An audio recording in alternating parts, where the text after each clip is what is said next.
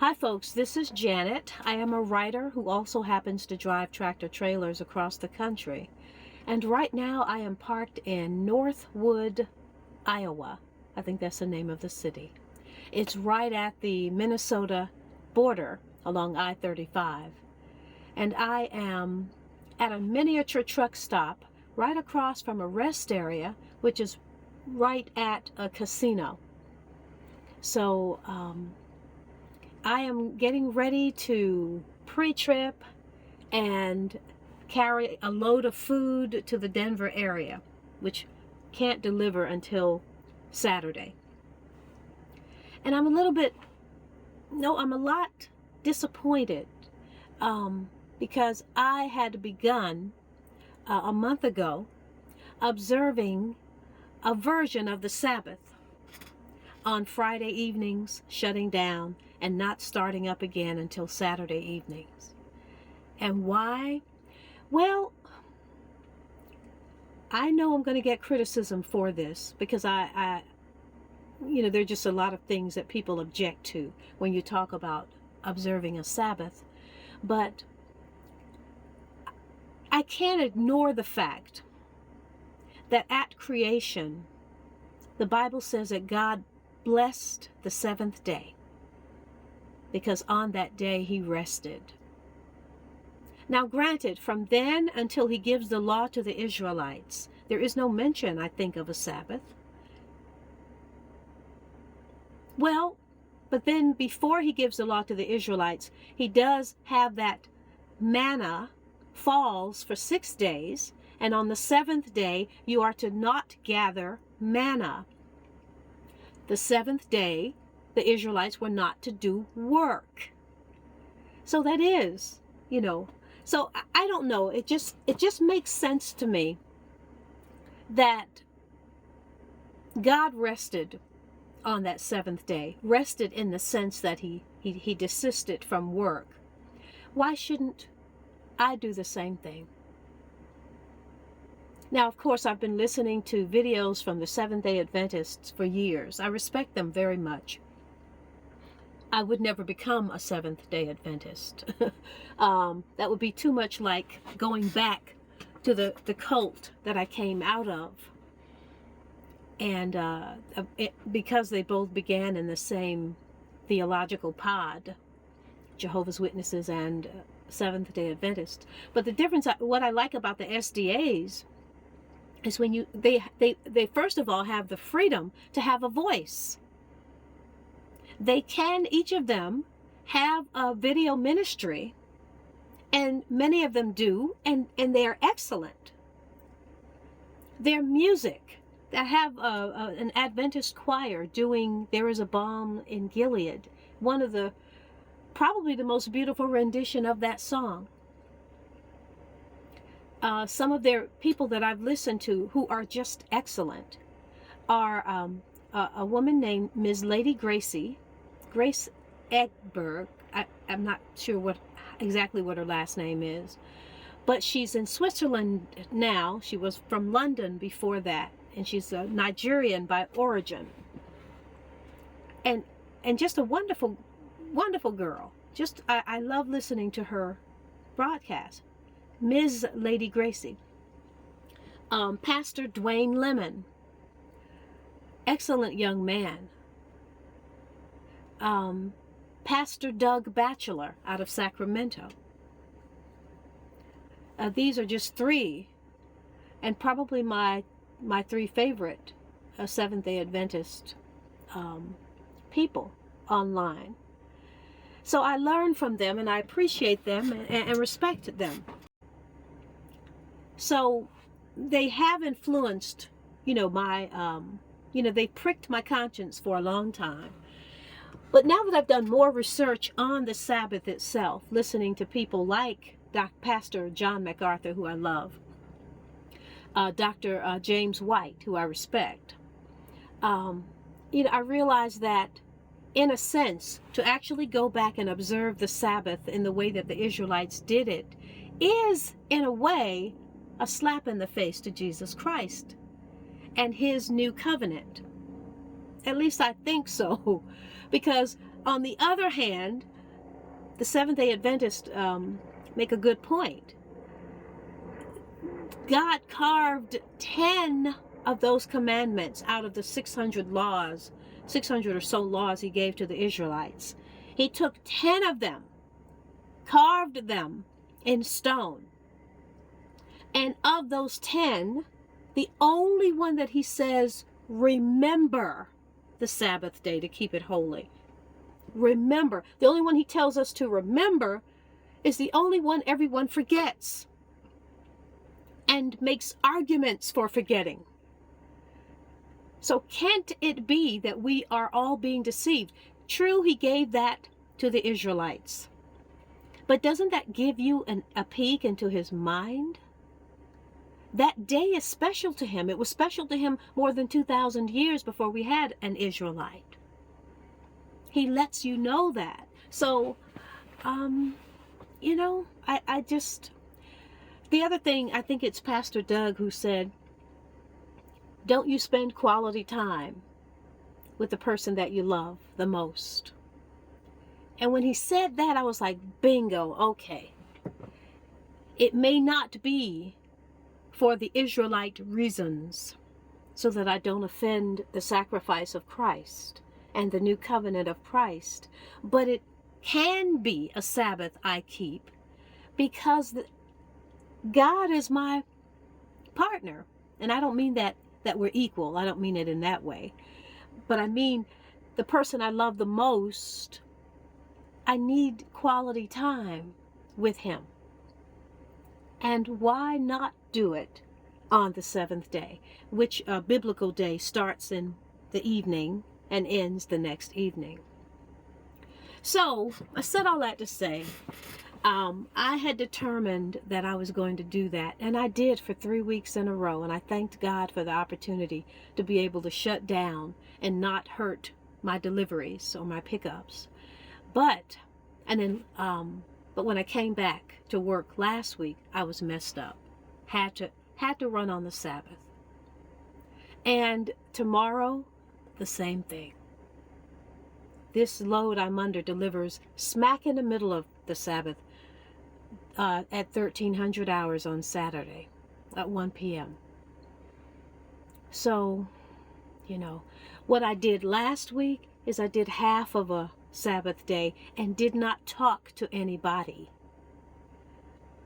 for the sundown to the sunset. That was I did a speech fast just so I could be silent and communicate with the Lord only, since I was working, you know, driving. So anyway, that's my new peculiarity.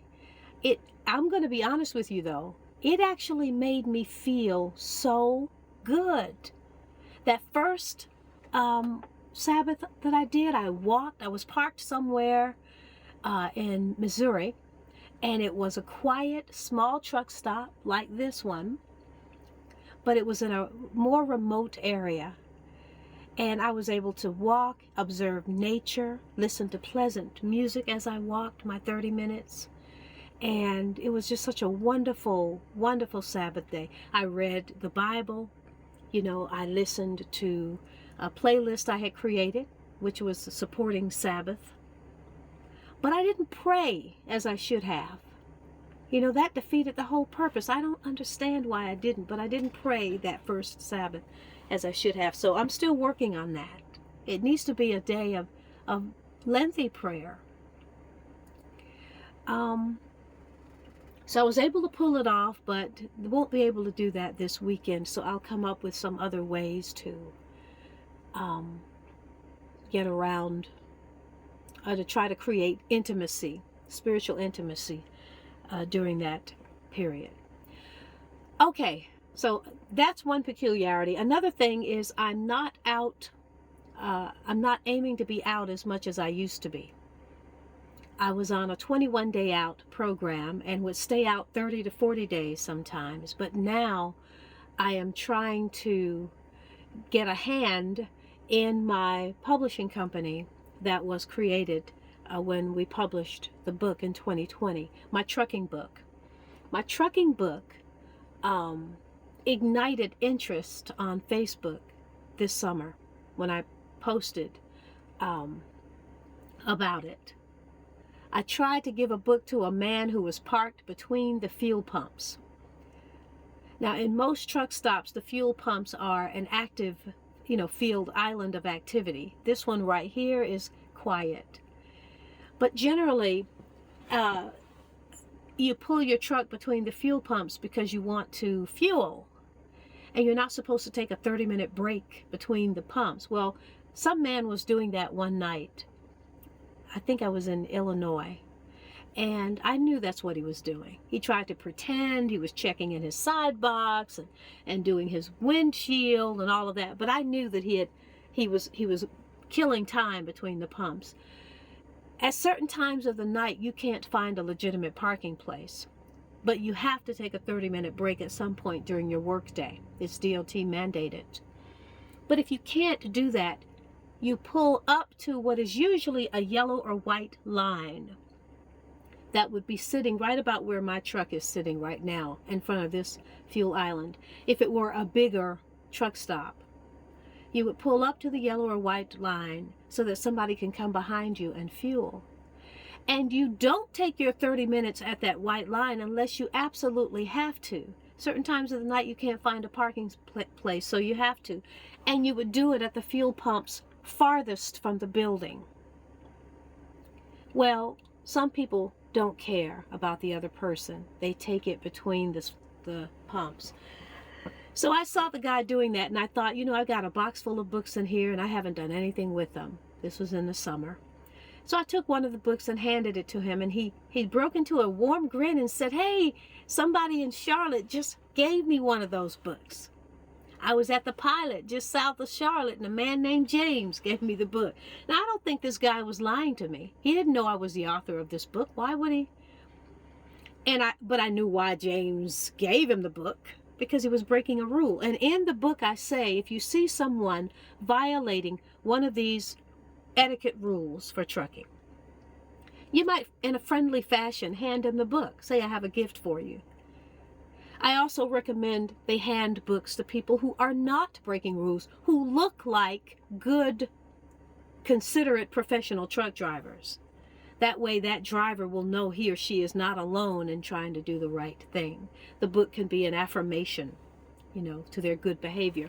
But anyway, with this fella, apparently he didn't read the book that James gave him. But when he said that, that really pleased me. Here I am, the author of this book, and we're in Illinois, and you're telling me that a few days ago, several states away, someone tried to give you my book. That made me feel really good. So I posted about the incident on Facebook in a truckers group and received more than 500 likes. And I thought, people are interested in this topic. They are sick of the inconsiderate, rude, nasty behaviors too many truck drivers exhibit out here. So why don't I get the team on fire again that helped me put this book together, utilize their talents, their skills, and get our publishing house up and going. And then, bringing in other people too to help us, the logo maker and all of that. So I've been trying to do that, which means I need to be home more often. And so I've made arrangements to do that. But I'm still on the national board, which means I can be where I'm going now, Colorado. But anyway, I think that's it. The Sabbath, trying to promote the trucking etiquette book while we still have human drivers. And the other thing is, I actually have become disenchanted with Facebook. Despite that positive response I got from the truck drivers on that trucker page, my personal page has just died. People stopped responding to me.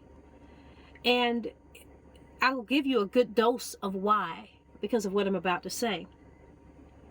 I am disappointed that too many people fell for the lies that their favorite politicians told them during the 2020-2021 and 2022 deception. I am disappointed that they did not at some point wake up and say, wait a minute, these people told me to put something into my body that was not fully tested. And now people are dying from mysterious blood clots. Where did these blood clots come from? What has the human race done to itself to facilitate blood clots, strange, new in the blood? Why are young athletes just dropping dead on fields of contest all over the world? That more people didn't pause and say, wait a minute, but became angry at people like me who had been saying from the start, don't do this, is disappointing. And I really don't have a desire to interact with that level of being deceived. If you are that deluded, there's not much more I can say. And there are a beautiful handful of people who interact with me on Facebook or who interacted with me who got it, who were there with me from the start. They always knew that this was something we needed to be aware of. And I appreciate those people. But for the majority of the others, I don't need to be in that forum. Who am I talking to? The same people who promote, who support, who tell you to go out and vote for individuals who are destroying the morality of our children. I don't have much to say to you. If you are supporting a politician who is promoting perversion and want it to be introduced to children, and I can call it perversion, my lifestyle from the past before Christ found me and cleaned me up, it gives me the authority to call it what it is. You can say, oh, it's love. People should love whoever they want to. No, it's not about love, people. You have been told it's about love because some of you wouldn't support it if you didn't believe that. So the lie was packaged and you fell for it, and what you're actually promoting is perversion, not love. Now, are there people who are in same-sex unions who really love each other? Yes. But remember this, people. It doesn't matter how nice a person you are. If you're doing something that God says is abominable, it's abominable. And you will pay the price for that unless you come out of it. So don't play with God. If you are in an activity, a lifestyle, a thinking that is contrary to what He says you should do, come out of it. Don't linger. You will pay. Affection between people of the same sex is not anything that God hates. He created you to have affection for other human beings. That's why there's the story of Ruth and Naomi, part of the reason, I would imagine, that it's okay to love your mother-in-law with a devotion strong enough to be almost a marital love. Where you go, I'll go. Where you die, I die. Your people will be my people. Your God, my God. That's like a marital vow. But that wasn't lesbianism. See, what happens is anything that God gives us, Satan takes it and twists it, distorts it, perverts it. So the natural, wholesome, clean love that can exist between two people of the same sex is godly. Satan takes that, though, and takes it to another level of perversion. He introduces the sexual element, and then you get a distortion of something that God originally gave you to be beautiful. So same-sex love, no problem. Same-sex sex, a problem. Don't fall for the lie. But as 2020 showed, people will fall for any lie if they hear it enough if it's packaged well enough. And most important, if they have been conditioned beforehand to believe the liars in the past who are feeding them the lie in the present. I don't know. My point a minute ago was that people have stopped talking to me on Facebook because I say things I just said. Same sexuality, homosexuality, bisexuality, not godly. I don't care how nice a person you are. I'm a nice person sometimes. But it doesn't matter if I'm doing something, and I did in my past, that God says is abominable. That doesn't matter to the Lord. Now, he'll try to pull you out if you are his people. And I thank God for pulling me out. Thank you, Lord. Thank you so much. But you can't believe that your believing that you're good supersedes what God says is good. Other things I've said to black people on Facebook: stop putting race above righteousness. What is really going on with black people is this, I think. This is just my opinion, but I believe my opinion. There are two types of African Americans in this country. There are those that I call black. There are the other ones who call themselves by another word. And they get angry if you use that word, because you're not supposed to know that that's what they are.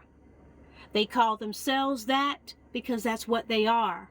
It's a particular type of African descendant that came over on the ships that is not like what I would hope I am, the black descendant. We are decent, dignified. We can assimilate. We love our culture. But we understand flexibility, cultural flexibility. We have that. The others don't. And along with that rigidity is a violent nature, is a self-destructive nature. It's an angry nature. That is the subculture that the devil has glorified, glamorized, rewarded, elevated, and lifted up onto an altar that you're supposed to worship. And he calls it black. When here we are over here, the real black people saying, wait a minute, no, that's the street culture. That's the ghetto culture that we always told our children to avoid.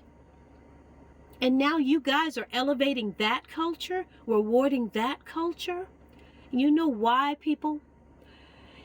If you reward a particular behavior, other people will imitate it. If you reward a lifestyle, a thinking, other people will imitate it. So the devil's agents, and I do believe this is by design, have taken the underbelly of African America and used it to contaminate everybody else, not just in this country, but unfortunately around the world. And they can add all kind of hip names to that culture, make it sound like it's cool, and you're with it if you're with that culture. But the fact is, it is a contaminating influence, and it has worked. It has been used along with other factors from other cultures, of course, but ours is malignant, and most obviously malignant, I think. If you want to imitate that culture, you use words like MF word, the B word. You call your men pimp and dogs, and this is supposed to represent Black America, but it's not Black America. It's the N-word America. But people who don't know the difference feel obligated to support the N-word culture because they mistakenly believe that is Black culture. And there are people who have good hearts, who want to see, who feel bad about the oppression that Black people actually suffered in the past, not the fabricated oppression they want to pretend to suffer today. But there are those who feel bad about what blacks actually went through in the past. So they want to support black people today. Y'all don't have to do that, by the way. We've got all the freedoms you have. You know, America has done a great job. The amendments to the Constitution, the Voting Rights Act, the Civil Rights Act, and all these other unnecessary welfare programs and other things the government is doing, we have more than enough compensation. So we don't need it. But thank you. People like those folks who want to help black think that black is ghetto because they've been made to believe that. And so they're supporting a sordid culture, believing that they're supporting black culture. So don't be fooled. We know, African American descendants know, that on the slave ships you had those tribes who were no good and the tribes that were good. That's in every culture. The problem is we're all brown, so we all got thrown into the same pot. And other people, of course, can't tell the difference and threw us into the same pot. But we're not the same. Don't be fooled by that. The devil knew that there were people who would have such tender hearts for race, or on the other hand, be so arrogant and prideful about race that they would support anything if it was committed by somebody that they thought was black. So all of these Negroes who are going around committing crimes, being immoral on television, being vulgar in person, trying to plant racism in everybody and sexism in everybody else, he knew that they would get support because folks believe they're black. This is why I always told black people on Facebook, do not put race above righteousness. That's exactly what they've done. And people that I respected once, who call themselves Christian, black Christians, I don't respect them anymore because they fell right in with the black magic movement. Y'all call it BLM. I call it black magic or bowel movement. They fell right in with it, but they're supposed to be Christians. No, you put your race before righteousness. And so there's not much more I can say to you. There's not much more I want to say. So that's a big reason why I've backed away from Facebook. Just like, you know, there are just too many.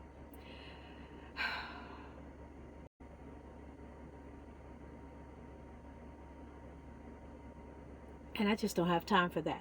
But what I do have time for is this pre-trip I'm about to do right now. So let me hang up. Why do I keep doing that when I do the videos? Let me shut down and get going.